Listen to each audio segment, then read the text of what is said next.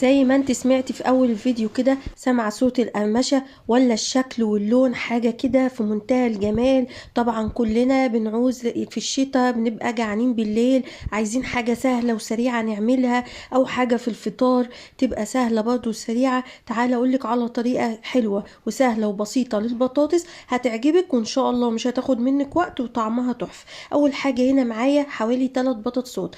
طبعا الكمية دي على حسب ما انت عايزة 3، عايزة 2، عايزة 5، زي ما انت عايزة خالص. تمام. بعد كده بقطعها كده وابدأ اقطعها صوابع كده زي ما انت شايفة اهو. هقطعهم كلهم. هنا انا كنت عامله 3 بطاطسات، وبصراحه عملت الكميه اللي انتوا شفتوها في اول الفيديو دي، يعني كميه كويسه مش بسيطة يعني. فلو عايزة تزودي مفيش اي مشكلة، طعمها تحفة ومقرمشة وطرية من جوه. خليكي بس معايا للاخر هقولك ايه الطريقة وايه الخلطة اللي خليتها عاملة كده وشكلها مدي اللون الذهبي ده. بس قبل اي حاجة كده ما تنسيش تعملي لايك واشتراك في القناة وتفعلي الجرس. ولو انت لسه جديده عندي في القناه، انا رانيا ودي قناتي بقدم فيها وصفات سهله وبسيطه على قد الايد، يا ريت تشتركي في القناه وتفعلي الجرس. ولو انت معايا في القناه قولي لي رايك كده في الكومنتات. تمام. هنا هبدا اعملها كلها كده صوابع اهو. هعمل الكميه كلها، مش هتاخد منك وقت خالص، وتحضريها وتاكليها كده في العشاء بالليل. يا سلام، حاجه كده في منتهى الجمال. هعمل بقى الكميه كلها اهي زي ما انت عملتها، زي ما انت شايفه كده. دول ال3 بطاطسات. معايا هنا حوالي شويه دقيق، مش حاجه يعني، ربع كوبايه نص كوبايه دقيق كده.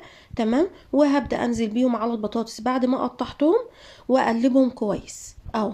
بعد ما قلبتهم كويس بقى كده واتاكدت ان الدقيق كله اختلط بيه، هركنهم على جنب واجيب بوله فاضيه، اي حاجه، طبق فاضي، واحط حوالي كوبايتين من الدقيق اهو.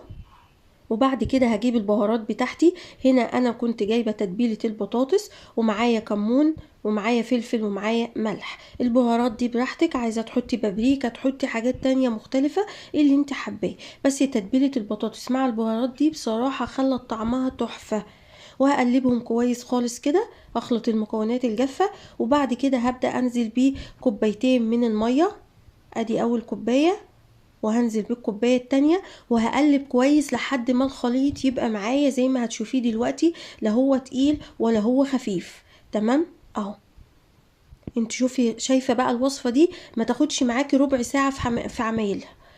تعمليها بقى جنب، تعمليها لوحدها كده جنب طبق سلطه، تعمليه جنب مكرونه وبانيه، تعمليه فطار، تعمليه زي ما تحبي تاكليها سناكس كده. بصراحه تحفه. تمام. ده الخليط وده قوامه اهو. بعد كده بقى بجيب طاسه على النار فيها زيت، وهبدا الخليط معايا اهو. هجيب بقى البطاطس اللي كنت حطاها في الدقيق، هنزلها في الخليط ده وهقلبها كويس فيه. وبعد كده هنزل فيها بالزيت على طول اهو. هبدأ بقى بعد كده هطلعها وانزلها في الزيت. تمام اهو.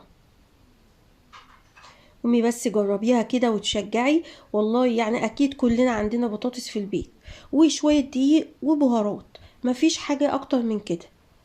وصفة في منتهى السهولة، وبتأكل وبتشبع وطعمها تحفة اهو. هنزل كده بالخليط، هنزل لحد ما املى الطاسة كده معايا اهو. وطبعا زي ما قلتلك الكمية دي براحتك.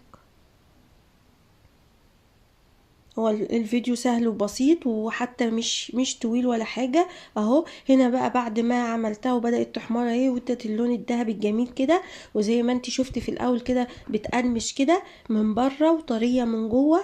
انت عندك حتى لو عندك اطفال او بيبيهات ممكن تديها لهم كده ياكلوها، طعمها خرافة. وتحطي بقى جنبها الكاتشب او المايونيز اللي انت عايزاه، الصوصات اللي انت عايزاها هتبقى تحفة اهي. اطلعها بقى بعد ما خدت اللون اللي انت شايفاه كده اهو. هنا بقى ممكن تطلعيها على مناديل مطبخ. تمام. تصفيها كويس وتطلعيها، بس انا كنت طلعتها وحطيتها على الطبق على طول. تمام. امسك بس اتحكم كويس واطلعها، وابدا بقى بعد كده ايه، عندي برضو باقي الكميه، اعمل دور تاني وتالت لحد ما اخلص الكميه اللي عندي. تمام. بس هي العيب الوحيد اللي فيها اللي هي عايزه تتاكل وهي سخنه، ما تقعدش، لان بتبقى طعمها تحفه كده وهي لسه طالعه من على النار اهو. بعد كده بقى هنزل بيه الكمية اللي بعد كده نفس الموضوع برضو، هنزل شوية من الطبق اللي كان فيه البطاطس في الدقيق على الخلطة دي وانزلها كده اهي.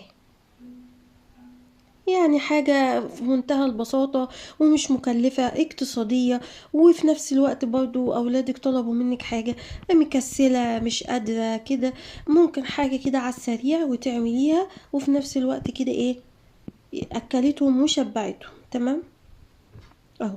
هنزل برضو بباقي الكمية.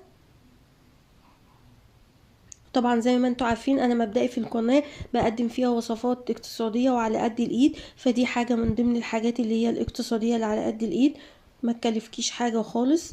كوبايتين دقيق، بطاطستين، عملنا وجبة تحفة اهو. هنا بقى بعد ما الدور التاني برضو طلع نفس اللون اهوت ومقرمش برضو ومتحمر كويس، اطلعه برضو في الطبق وابدأ اعمل باقي الكمية اهو.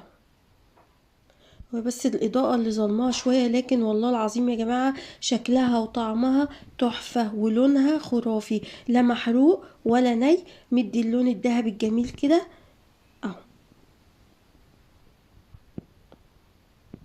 يا ريت بقى لو عجبتك ما تنسيش تعملي لايك واشتراك في القناة وتفعلي الجرس عشان يوصلك كل جديد، وانتظروني طبعا طول الشتاء بنبدأ نعمل حاجات اقتصادية وعلى قد الايد، وبرضو تسمح بميزانية اي بيت، وفي نفس الوقت ايه تخليكي تدفي كده في الجو اللي احنا فيه ده. تمام اهو. سواء بقى من معجنات، من حلويات، من اكلات، كلها اقتصادية وان شاء الله هتعجبك. يا ريت بس ما تبخليش عليا كده بالاشتراك في القناة وتفعلي الجرس اهو.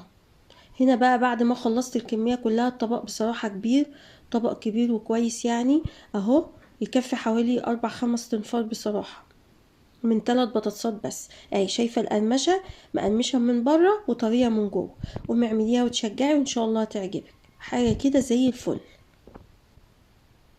اهو. شايفة الجمال، الطبقة الخارجية كده متغلفة عليها ما بتسيبش منها ولا اي حاجة خالص، ولا حتى شاربة زيت ولا حاجة خالص. اشوفكم على خير في فيديو جديد ووصفة جديدة، وانتظروني ومع السلامة.